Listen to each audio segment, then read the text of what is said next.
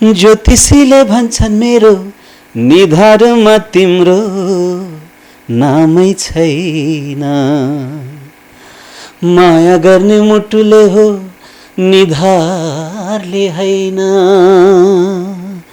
सुन माया गर्ने मुटुले हो निधारले हैन। सुन माया गर्ने मुटुले हो निधारले हैन। दामी छ दाइको चाहिँ। ज्योतिषीले भन्छन् मेरो निधारैमा तिम्रो नामै छैन।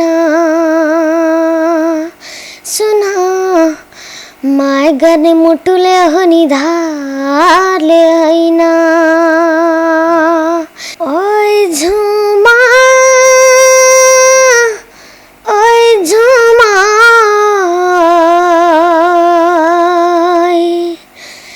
झुमा झुमकावाली। ओइ झुमा ओइ झुमा ओइ झुमा झुमकावाली। ओइ झुमा झुमा झुमा ओइ झुमा झुमकावाली। रुख बत्ती बल्दै आइन् झुमा झुमकावाली। प्रमोद दाई भेटेर कस्तो लाग्यो? प्रमोद दाई भेटेर चाहिँ मलाई लास्ट एकदमै खुसी लाग्यो। प्रमोद दाईलाई भेट्दाखेरि चाहिँ आज त म संसारको सबै पृथ्वी नै देख्नु पाएँ जस्तो लाग्दैछ। अहिले बिहा गर्ने मेरिनालाई भनिदिउँ? भन्दिनँ। राम्रो ट्यालेन्ट हो नि त उसले। यति हाम्रो अगाडि हाम्रै गीत चाहिँ यसरी क्यामेराको अगाडि यति ढिक्क भएर गाउनु भनेको उसमा आत्मविश्वास एकदम राम्रो छ। दाइ हजुर म तपाईँसँग एउटा गीत अलिक पछि पछि भन्नु न, तपाईँ सँगसँगै गाउन सक्छु। अब तिमीले मलाई त मेलिनालाई बिहे गर्छु भन्यो होइन, मलाई बिहे गर्छु भन्नु त मिल्दैन। सबैभन्दा धेरै दाइकै गीत गाउनुहुन्छ भाइले होइन। र अनि मलाई कहिले भेटाउने भने थियो। मेरो देशलाई बचाउन म अघि बढ्नेछु। मेरो देशलाई बचाउन म अघि बढ्नेछु। मेरो सानो हातले इतिहास लेख्नेछु। मेरो सानो हातले इतिहास लेख्नेछु। मेरो देशलाई बचाउन म अघि बढ्नेछु। मेरो देशलाई बचाउन म अघि बढ्नेछु। Thank you. म्युजिक गर्नुको अर्थ पढाइ छोड्नुपर्छ भन्ने छैन, अहिले जमाना फरक छ। नेपाल आइडलसँग फेयर कम्पिटिसन त पक्कै पनि हुन्छ होला। स्वस्थ प्रतिस्पर्धा हुन्छ।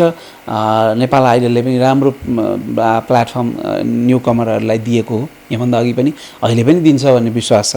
त्यसरी नै भोइसले पनि नयाँ प्रतिभाहरूलाई त्यसरी नै उजागर गरिरहेछ। नमस्ते, म कलाकार दयाङ राई।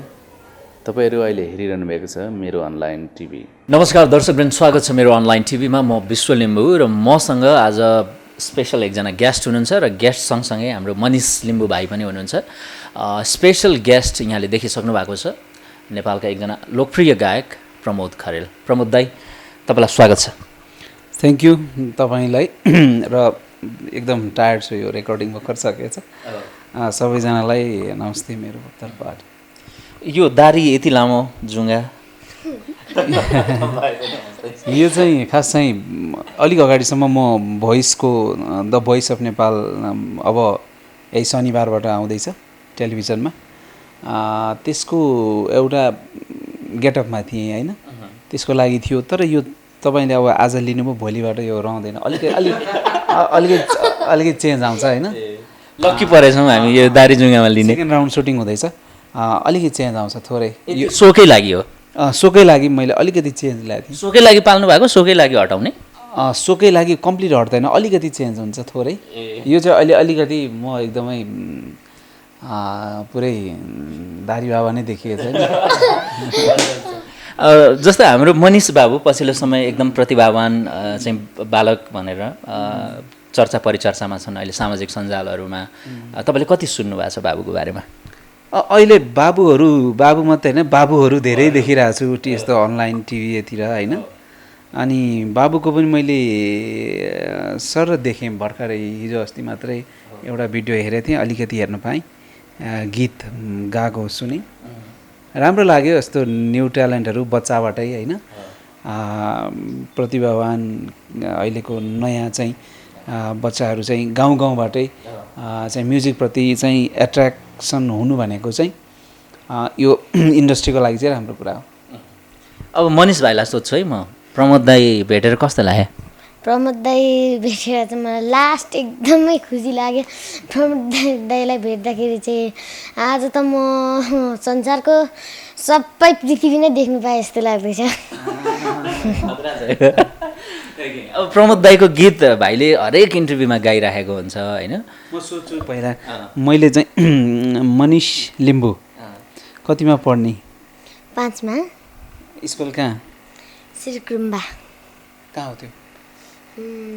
पाँचथरमै पर्छ। उही पढ्ने? होइन यहीँ पढ्ने। अब चाहिँ यहीँ पढ्ने? Okay okay. अब चाहिँ भाइलाई दाईको गीत सुनाउन लगाउनु पऱ्यो, किनभने तपाईँ उहाँको फेभरेट, भाइको चाहिँ फेभरेट सिङ्गर मध्येमा पर्नुहुन्छ। फिमेलमा चाहिँ मेलिना राई होइन, उहाँसँग बिहा नै गर्छु भन्दै हिँड्नु भएको छ। अहिले बिहा गर्ने? मेलिनालाई भनिदिउँ? भन्दिनँ? ए म अहिले फोन लाउँछु। हुन्छ साँच्ची बोल्ने त? बोल्ने। ए अहिले बाहिर गएको छ होला, म आएपछि भेटाउँछु। जापान गयो होला होइन आएपछि। ओके ल, सुरुमा अब बाबुले प्रमोद दाईको गीत गाउनुहुन्छ, धेरै इन्टरभ्यूमा गाउनु भएको, आज कुन गाउनुहुन्छ हेरौँ अब। हुन्छ सुरु गरिदिनु त। ओइ झुमा ओइ झुमा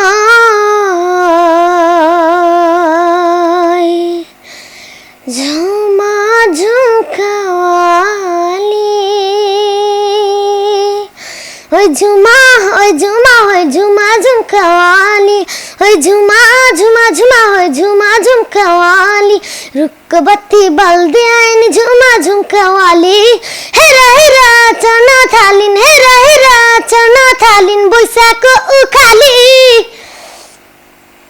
ओइ झुमा ओइ झुमा ओइ झुमा झुमकावाली ओइ झुमा झुमा झुमा ओइ झुमा झुमकावाली चढ्नु पर्ने धेरै होलान् साना ठुला थुम्काहरू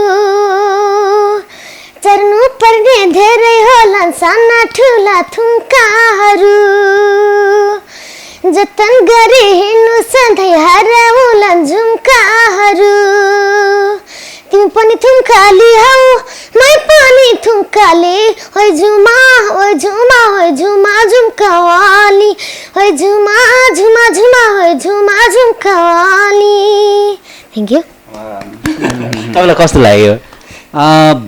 भाइको पहिलो कुरा चाहिँ म्युजिकप्रतिको एट्र्याक्सन मैले अघि सुरुमा पनि भने त्यो नै प्लस पोइन्ट हो होइन। प्लस अब उसको यो एज अनुसारको रेन्ज भएको गीत होइन कि त्यो, त्यसै पनि त्यो गीत हाई रेन्ज हो।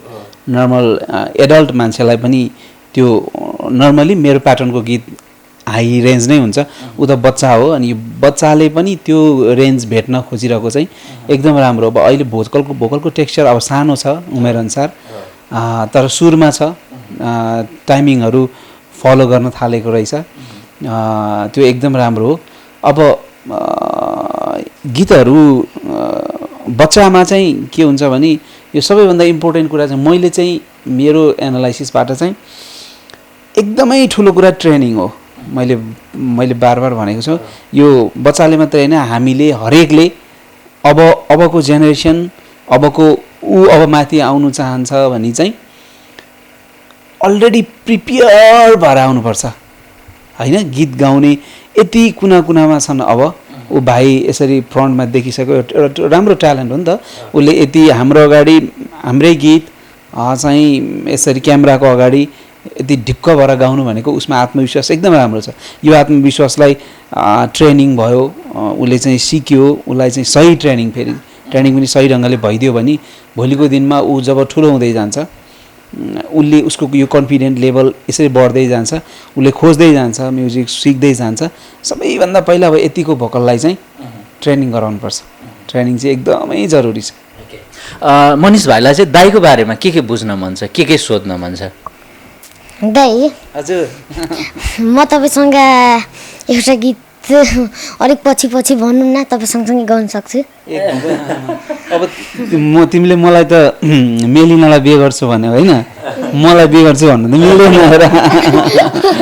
अब तिमी मैले भने नि अघि भनेको कुरा, सबैभन्दा पहिला चाहिँ सिक्ने, ट्रेनिङ लिने, राम्रो तरिकाले, अनि गुरु एकजना लिने होइन। रियाज हाम्रो अहिले चाहिँ सुहाङ भाइले सिकाइराखेको छ। ओके, यो एकदमै राम्रो चिज हो। अनि प्र्याक्टिस गर्ने, अनि आफ्नो रेन्जको गीतहरू गाउने। अहिले बच्चामा धेरै धेरै चिच्यायो भने मान्छेहरूले कस्तो राम्रो गाउँदो रहेछ नि, यो एकदम हाई गीत पनि भनिदिनुहुन्छ। अनि तिमी एक्साइटेड भएर अहिले गायो भने घाँटी बिग्रिन्छ। अहिले चाहिँ बच्चालाई हुने आफ्नो घाँटीलाई सुहाउँदो गीत, म यो गीत मलाई हाई हुन्छ भन्ने। अनि तिम्रो स्वर त तिमी 14, 15, 16 पुगेपछि, एज चेन्ज भएपछि, हाम्रो बडीको हर्मोनहरू चेन्ज भएपछि तिम्रो स्वर खुल्दै जान्छ। अनि त्यो ठुलो बेला एउटा टोन आउँछ, त्यो टोनलाई चाहिँ पक्रिने। पहिला बच्चामा धेरै राम्रो गाउनेहरू पछि गएर बिग्रेको पनि देखेको छु मैले धेरै। अनि बच्चामा ठिकै भएको पछि आएर एकदम राम्रो भएर पनि आउँदै जान्छ। यो स्वर भनेको जोगाएर राख्नुपर्छ। भगवान्ले चाहिँ थोरै मान्छेलाई दिएकोमा होइन, तिमीलाई पनि दिएको छ। अब यसलाई चाहिँ एकदमै जोगाएर म केही गर्छु, गर्न सक्छु भोलिको दिनमा भनेर त्यसरी जानी र गर्दै गर्दै जानी। अलिक पछि होइन हामी ठक्क एउटै स्टेजमा देखेर बवाल गर्नुपर्छ। तिमीले यति कन्फिडेन्स छ, तिमी हाँस्दै बोल्छौ, तिमीले त अनि अगाडि लाखौँ अडियन्स भएको बेला पनि मजाले दिन सक्छौ। तर पहिला के गर्ने? प्र्याक्टिस। अरू पनि केही प्रश्न छ तपाईँको प्रमोद दाइलाई? प्रमोद दाइलाई छ, के छ? प्रमोद दाइले अब सुन्नुहुन्छ नि होइन, मेलिना राईसँग मलाई कहिले भेटाउनुहुन्छ? मेलिना आउने बित्तिकै भेटाउँछु, अनि पक्का पनि भेट हुन्छ। यो ढुक्क हो। तिमीलाई डर लाग्दैन भेट्नु? लाग्दैन। अब दाइको अर्को कुन गीत सुनाउने? म बाँचेकै भन्ने। म बाँचेकै तिमीसँग माया लाउन, मर्ने पानी अर्को जुनी तिमीलाई पाउन। ज्योतिषीले भन्छन् मेरो निधारैमा तिम्रो नामै छैन। सुन, माया गर्ने मुटुले हो निधारले होइन। डाको छोडी रुन मान्छ, रुन पाइन। तिमी बाहेक अरूसँग रुन चाहिन। Thank you. कस्तो लाग्यो दाइलाई? ठिक छ भाइ, राम्रो छ। मैले अघि भने सिक्दै जानुपर्छ, सिक्नु धेरै बाँकी छ, तर एउटा राम्रो ट्यालेन्ट हो होइन। अब भाइलाई म सुहाङ भाइलाई सोध्छु, तपाईँले गाइड गरिराख्नु भएको छ होइन प्रमोद दाइको बारेमा, अरू आर्टिस्टको बारेमा, स्पेसली आज चाहिँ प्रमोद दाइसँगै छौँ। प्रमोद दाइको बारेमा भाइले के भनिरहेको हुन्छ? किनभने अधिकांश गीत चाहिँ प्रमोद दाइको, राजेश पाल दाइको गाइरहेको हुन्छ उसले। अस्तिदेखि नै भन्दै थियो उसले होइन, मैले पनि सोधेको सुरुमा तिमीलाई कसको गीत धेरै आउँछ भन्दाखेरि मलाई प्रमोद दाइको। अनि सुन्दाखेरि यसो अहिले बुझ्दा पनि सबैभन्दा धेरै दाइकै गीत गाउनुहुन्छ भाइले होइन। र अनि मलाई कहिले भेटाउने भने थियो। अनि हिजो मैले ठिक्क दाइलाई कल गरेँ, उठाइ पनि दिनुभयो। यो यसरी थोरै समय यति बिजीको बावजुद पनि टाइम दिनुभयो, एकदम धेरै धेरै धन्यवाद प्रमोद दाइलाई भन्न चाहन्छु। अब यसरी नै सधैँ एकदम साथ दिँदै हुनुहुन्छ सबैजनाले होइन। दाजुले पनि अब साथ दिँदै अहिले भनौँ न टाइम दिएर एकदमै साथ दिनुभयो, एकदम खुसी लागेको छ। अब बाबुले भाइको भर्खरै रेकर्ड भएको एउटा छोटो गीत पनि दाइलाई सुनाइदेऊ न, देशभक्तिले भरिपूर्ण गीत छ। जी लाइन है रेकर्ड गरिसक्यो? रेकर्ड गरिसक्यो।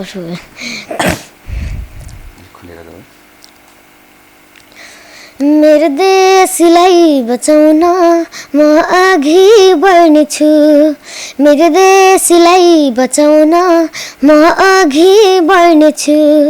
मेरो सानो हातले इतिहास लेख्नेछु। मेरो सानो हातले इतिहास लेख्नेछु। मेरो देशलाई बचाउन म अघि बढ्नेछु मेरो देशलाई बचाउन म अघि बढ्नेछु। Thank you. प्रमोद दाईको अगाडि यसरी बसेर गीत गाउँछु भनेर तपाईँलाई लागेको थियो? मलाई चाहिँ यसरी त लागेको थिएन प्रमोद दाईले यति टाइम दिनुहुन्छ भनेर। टाइम दिनुभएकोमा म पनि धेरै धेरै खुसी छु। एकदम मुस्कानसहित बोल्छ। भाइलाई चाहिँ यो चाहिँ धेरै राम्रो प्लेटफर्म पनि पाइरहेको अहिले देखियो होइन। अस्ति गीत पनि रेकर्ड भएर रहेछ अनि अर्को ठाउँ एक दुई ठाउँ इन्टरभ्यू पनि देखेँ। आज यो मेरो स्टुडियोमा यहाँ गुन्जन स्टुडियोमा आइपुग्नु भएको छ। रेकर्डिङ चलिरहँदा कुर्नु भयो धेरै बेर र एउटा म्युजिकप्रतिको प्यासन छ। अब यसलाई चाहिँ जोगाएर राख्नु।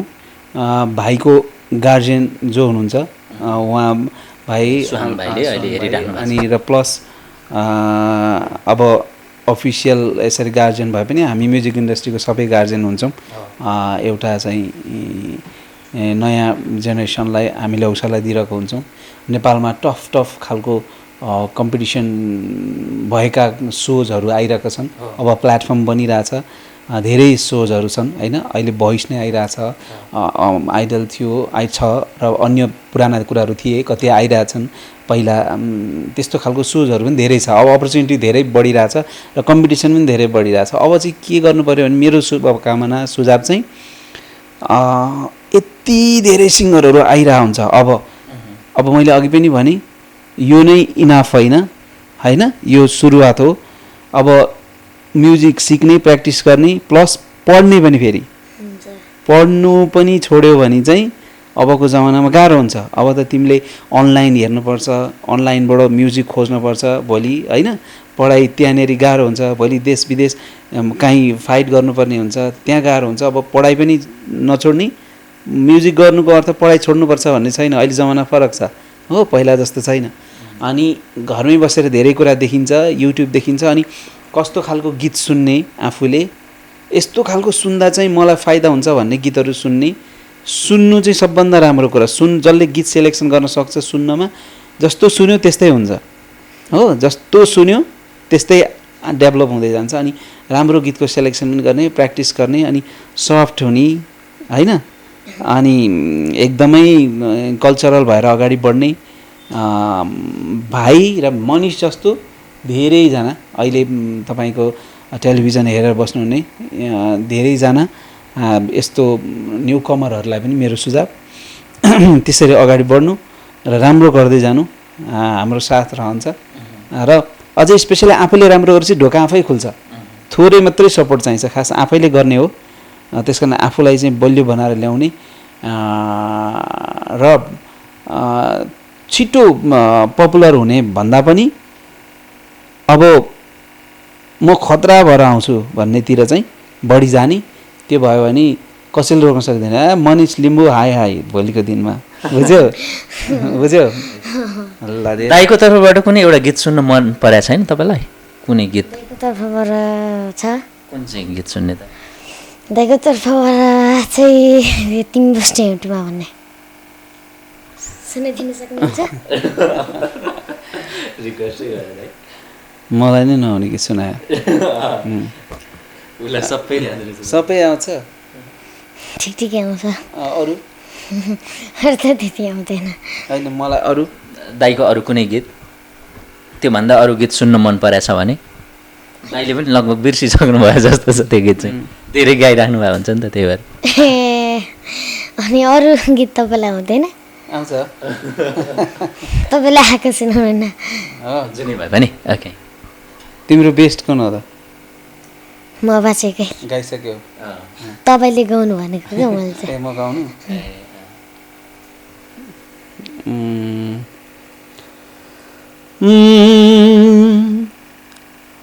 म बाँचेकै तिमीसँग माया लाउन हो, मर्ने पानी